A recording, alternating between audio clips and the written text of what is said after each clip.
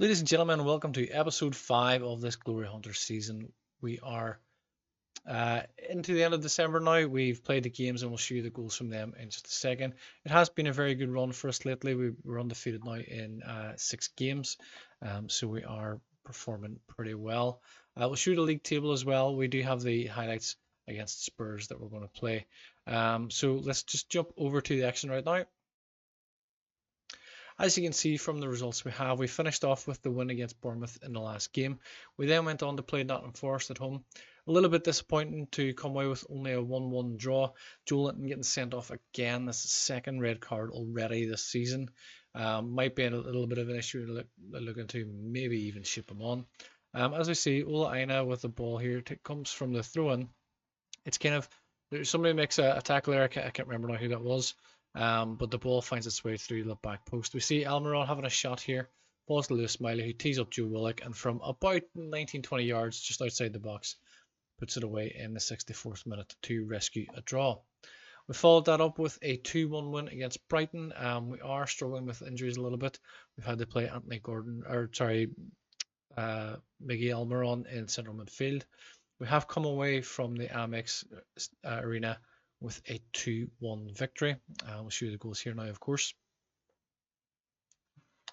As we can see, Almiron making an interception here, finds Isak, goes back to Longstaff, finds Isak again with the 1-2, and fires home in the 55th minute.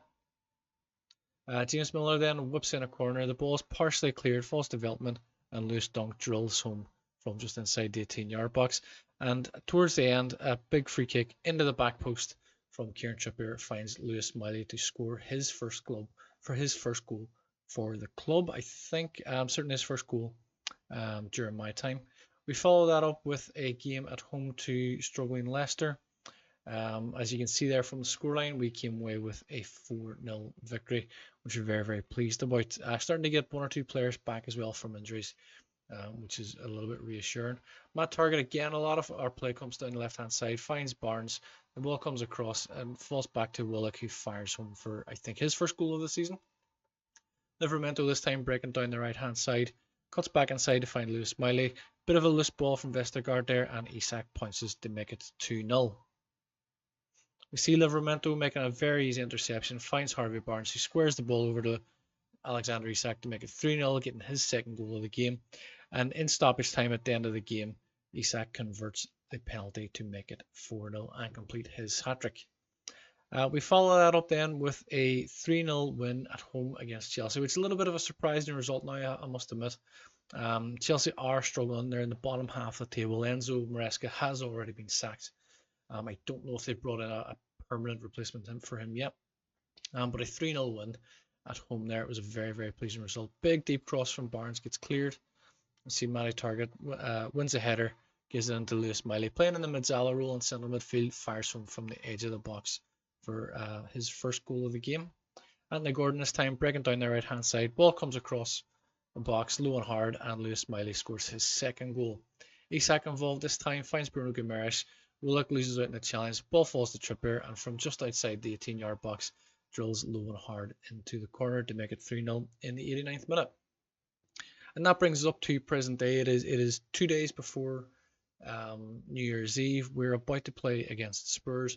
Spurs do have 2 games in hand over us. They're currently sitting 6 points behind us as well. So this is a bit of a crunch game, really. We have a 3-point advantage over Arsenal. We are only 4 points behind Liverpool, although they do have a game in hand, and 5 points behind Man City. So we're making up a little bit of ground on them. They are starting to kind of drop a little point here and there as well. So Spurs in 5th, we are in 3rd. Joelinton suspended still from the red card in one of the previous games. Sandro Tonali is back from his injury, and we're going to start him in central midfield. Joe Willock again playing in the central midfield Mezzala role. Other than that, everything is as it was. We're keeping very much with our strongest team as we round off the year, hopefully with a victory. We are playing it in our change kit at the Spurs Stadium. It's a kit that I think it's an incredible looking kit. Obviously, it's a throwback to the 94-95 season when David Ginola and Les Ferdinand and co joined Newcastle. I just think it's such a nice looking kit. So we have 1, 2, 3, 4, 5, 6, 7, 8, 9, 10. All teams are playing in this weekend. We're starting off here with a free kick from Madison as he goes close. I think he's hit the bar there. I'm not sure if the keeper saved that, but he's gone close. Mickey van de Ven taking a throw in. He's going to find Basuma. The ball comes across. There's a good save there from Kulusevski. Ball breaks out to Joe Willock. Plays a long ball forward to Isak. If he can hold, he's offside. I was going to say if he can hold up and play, maybe we might get half a chance, but he's offside anyway. James Madison struggling with fitness, which could work in our favour. Looks like Mickey van de Ven is playing a left back and Ben Davies and centre back seems a little bit odd. Sandro Tonali taking a free kick from about 20 yards out. He's going for it and it's just over the bar. But Spurs do have a pretty strong looking team. Madison playing off the right wing, Kulusevski in midfield, in central attacking midfield, Timo Werner on the left wing, Son Heung-min Son playing up front. It's a nice interception there from target. Can he? Nope, he can lose the ball. Pedro Porro's gone down injured. We can maybe exploit the gap here at right back. Barnes goes all the way across. It's back to Willock. And I'm a little hesitant on pressing this button. We've certainly taken advantage of some misfortune there. Pedro Porro, I'm not sure. I feel like he was carrying an injury before he went down. I think he had that little injury stumble. But Barnes gets down our left hand side. The ball comes back. It's actually come back off the post, hits Vicario, and Gordon is there to tap home the loose ball. Of course, we did beat Spurs earlier in the season. We are now into the second phase of the season, playing everybody for the second time. We did start with Man City or against Man United, and we played Spurs in the second game. This is the other way around. We will play Man United in the next game.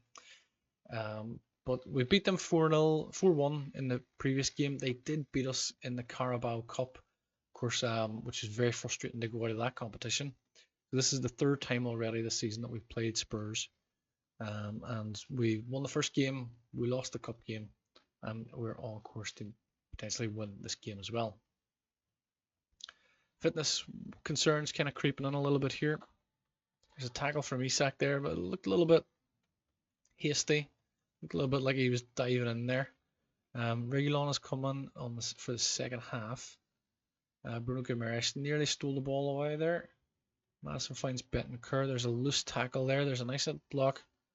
Gordon now makes a nice pass. That's cut out by Dragusin. He's also coming off the bench, I think. And Spurs have hit the crossbar. I think there was a good save there from Odysseus. So Dragusin has come in. Looks like a right back for Porro. Suddenly take a corner. And it's Basuma. Basuma won the header. It's poor from our point. I really feel like we should have got on that first. It's a good corner. Basuma just stays away from. I'm not sure who was marking him here. We can't pinpoint who that is. Seems strange to me that Van de Ven would have started at left back with Ben Davies in central defence. Joe Willock is carrying a knock. We'll bring out Lewis Miley's been having a good run of games lately. We'll bring him in certainly. Who else is struggling here? Isak's struggling. Harvey Barnes is struggling. Is having a good game. So is that Nick Gordon, who scored, of course. We'll bring Almiron in for Gordon. And of course, it's so close. I mean, it's 3 days after the win against Chelsea. So they are going to struggle for fitness. Harvey Barnes makes a break all the way down that side and wins a corner. And of course, because we made substitutions, nothing happened from the corner, as it always happens to be in FM24. We do need to make some changes here. We're going to bring Jacob Murphy in on the left wing. I really need to bring out Bruno Guimaraes. Don't really have anybody good enough to fill in for him. It's going to have to be Carleon. And Isak is also struggling, so I'm going to bring in Kuol as well. We have a free kick. Of course, the free kick come to nothing. Always happens. Let's change our mentality up to go very attacking. Let's demand more. because Spurs have regained their sort of form a little bit after we, I mean, certainly not just that game, that result, but you know, we had a very good game against them at the start of the season, beating them 4-1. They did struggle a little bit, but they have found their form in the last maybe 2 months or so. This is going to end in a draw. This will be, yep, it's the end of the draw. So we've had an average amount of results against Spurs this season. Disappointing to come away with a draw. I feel like we probably could have done more. You know, an extra 2 points certainly would have been helpful in our push to distance ourselves from Arsenal a little bit. Honours even, but that is fine. In the next episode, we are going into January. We're going to look at players who we have contracts running out. We're going to look to see maybe if we can sell them. We're going to look and see what players we can bring in, certainly in the January transfer window, potentially looking at the summer window as well, and what other players are running out of contract that we can maybe bring in. But that is it for this episode. I do hope you've enjoyed it. We will see you in the next one. Thank you very much and take care. Thank you for watching this video. I do hope you've enjoyed it. Please remember to subscribe to the channel.